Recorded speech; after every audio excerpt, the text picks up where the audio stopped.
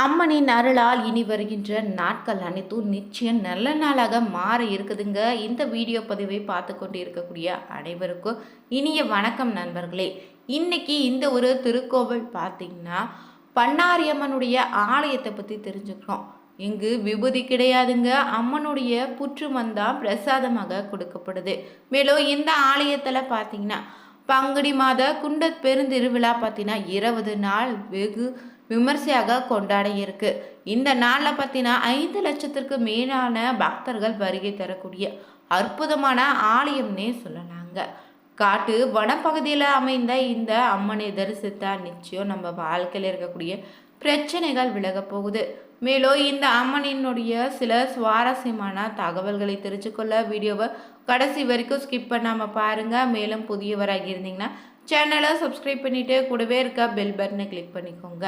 தனிப்பட்ட முறையில் உங்களுக்கு ஜாதக ரீதியாக இருக்கக்கூடிய பிரச்சனைக்கு சரியான ஒரு பரிகாரத்தை பெற்றுக்கொள்ள நினைச்சிங்கன்னா வீடியோவில் டிஸ்கிரிப்ஷனில் ஃபோன் நம்பர் கொடுத்துருக்கோம். அந்த நம்பருக்கு நீங்கள் கால் பண்ணி தெரிஞ்சுக்கலாம். வாங்க நண்பர்களே, வீடியோக்குள்ளே போகலாம். சுமார் பார்த்தீங்கன்னா 300 வருடங்களுக்கு முன்னாடியே இந்த சுற்று வட்டார மக்கள் ஆடு மாடுகளை மேய்க்க இந்த வனப்பகுதிக்கு வரக்கூடிய வழக்கத்தில் இருந்திருக்காங்க. ஒரு நாள் காரம் பசு ஒன்று தினந்தோறும் பார்த்தீங்கன்னா பட்டியை விட்டுட்டு தனியே சென்று வருவதை மேய்ப்பவன் பார்த்தீங்கன்னா கவனித்து பார்த்துருக்காரு. பிறகு அந்த பசுவை பின்தொடர்ந்து சென்று பார்க்கையில் அந்த பசு பார்த்தீங்கன்னா தன்னுடைய பாலை ஒரு வேங்கை மரத்தின் அடியில் கனம் புற்கள் சூழ்ந்த ஒரு குறிப்பிட்ட இடத்துல தன்னிச்சையாக பொழிவதை பார்த்துருக்கான். இதை ஊர் மக்களிடம் சொல்ல அவங்க வந்து அந்த குறிப்பிட்ட இடத்தையும் சுத்தம் செய்யல. காணம்புற்கள் சூழ்ந்த ஒரு புற்றோ அதன் அருகில் சுயம்பளிங்க திருவுருவமும் வேங்கை மரத்தடியில் இருப்பதை கண்டிருக்காங்க. அப்போது அங்கிருந்தவருக்கு ஒருவருக்கு பார்த்தீங்கன்னா அருள் வந்து கேரளாவிலிருந்து பொதி மாடுகளை ஓட்டி கொண்டு மைசூர் செல்லக்கூடிய மக்களுக்கு வழித்துணையாக வந்தேன். எழில் மிகுந்த இந்த இடத்துல நான் தங்கி விட்டதாகவும் தன்னை இனிமேல் பண்ணாரி மாரியம்மன் பெயரில் போற்றி வழிபடுங்க, உங்களுக்கு பார்த்தீங்கன்னா சிறப்பான பலன் உண்டுன்னு சொல்ல இதையடுத்து குடிலமைத்து மக்கள் வழிபட தொடங்கினாங்க. காலப்போக்கில் அம்மனுடைய அருள் பரவ தொடங்கி இந்த புகழ் பார்த்தீங்கன்னா மிகப்பெரிய புகழ்பெற்ற கோவிலாகவும் தற்போது மாறிஇருக்குங்க.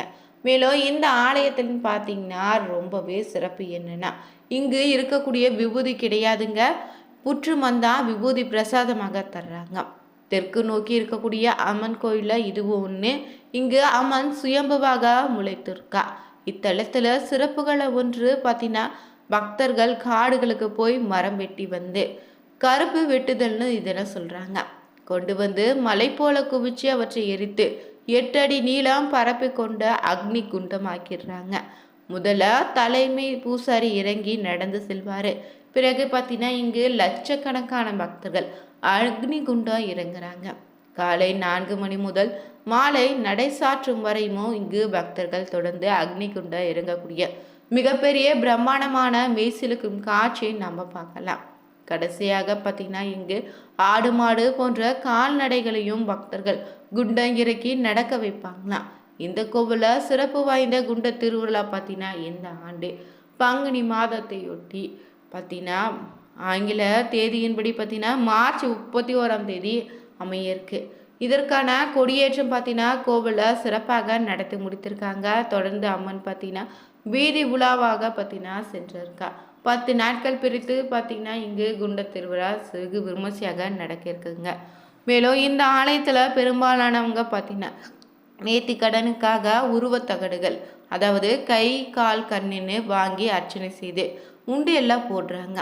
அதே போல் அக்னிகுண்டா இறங்குதல், முறைவளை வேல் எடுத்து சுத்துதல், கிடா வெட்டுதல், அம்மனுக்கு விளக்கு போடுதல்னு அம்மனுக்கு புடவை சாத்துதல் போன்ற தவிர விளக்கமான அபிஷேக ஆராதனை செய்தாலே இத்தலத்துக்கு வரக்கூடிய பக்தர்கள் முக்கிய நேர்த்திக்கடனாக செய்து வராங்க.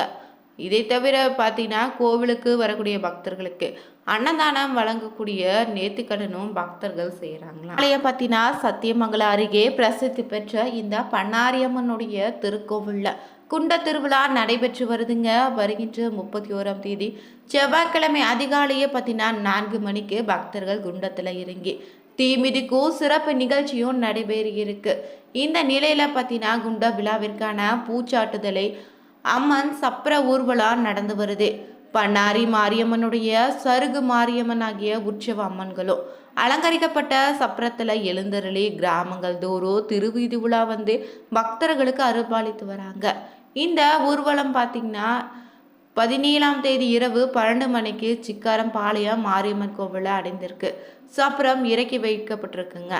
நேற்று பார்த்தீங்கன்னா 18ஆம் தேதி காலை 7 மணிக்கு அம்மன் சப்பர ஊர்வலா மாரியம்மன் கோவிலில் இருந்து புறப்பட்டு சிக்காரம்பாளையம் கிராமம் முழுவதும் நடத்திருக்காங்க.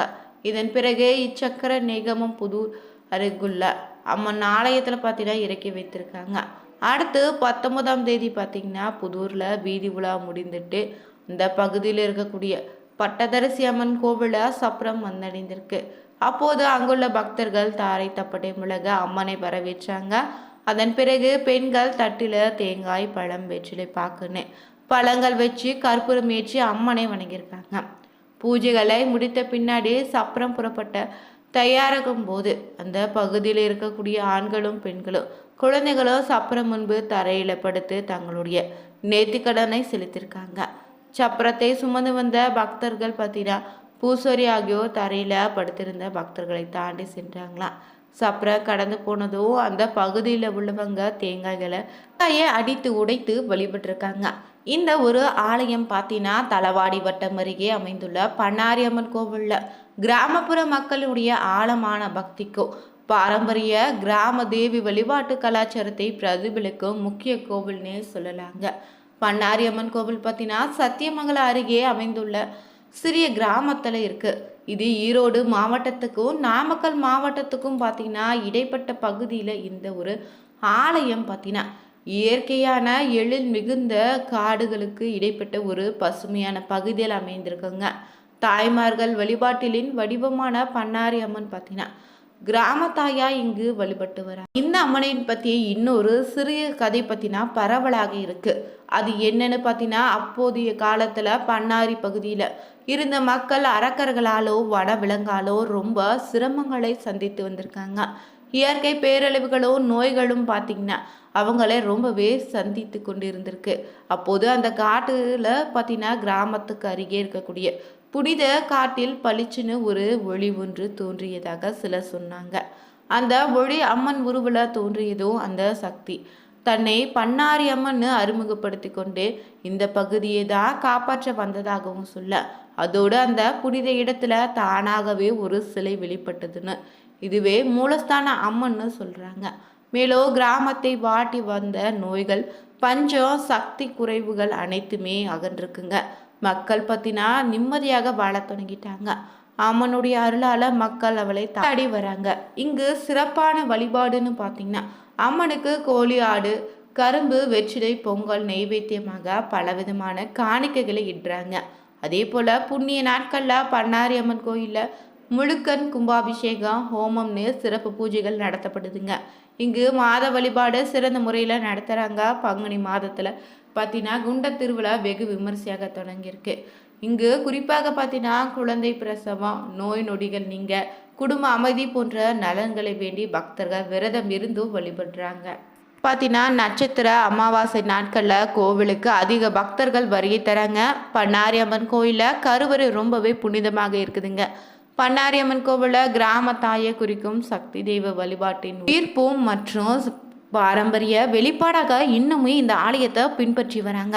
இந்த கோவிலில் பார்த்தீங்கன்னா பக்தர்கள் மனதில் பயத்தை நீக்கி நம்பிக்கையும் வலிமையும் அளிக்கக்கூடிய சக்தி வாய்ந்த தலமாக அமைந்திருக்கு. இந்த ஒரு ஆலயத்தில் பார்த்தீங்கன்னா பங்குனி மாதத்தில் அதாவது மார்ச் டு ஏப்ரல் நடத்தக்கூடிய குண்ட திருவிழாவில் பக்தர்கள் பல்லாயிரக்கணக்கில் கூடி பூசாரி தலைமையில் அக்னி குண்டத்தில் இறங்கி நேர்த்து கடனை செலுத்துகிறாங்க. ஒவ்வொரு மாதமும் இங்கு அமாவாசை என்று அம்மனுக்கு சிறப்பு அபிஷேக ஆராதனைகளும் நெய் தீபம் ஏற்றி சிறப்பு பூஜைகளும் செய்யப்படுதுங்க. மேலும் உற்சவர் அம்மன் சப்பரத்தில் கிராமங்களுக்கு வீதி உலா வந்து பக்தர்களுக்கு அருள் பாலிக்கிறார். அந்த சமயத்தில் பக்தர்கள் தேங்காய் வெற்றிலை பாக்கு படைத்து வழிபடுவாங்க. பக்தர்கள் அம்மனுக்கு மாவிளக்கு ஏற்றுதல் அம்மன் சப்பரத்தின் முன்னால தரையில படுத்து நேர்த்து கடனை செலுத்துவாங்க. குண்ட இறுகுதல் போன்ற வழிபாடுகளும் நடத்தப்படுது.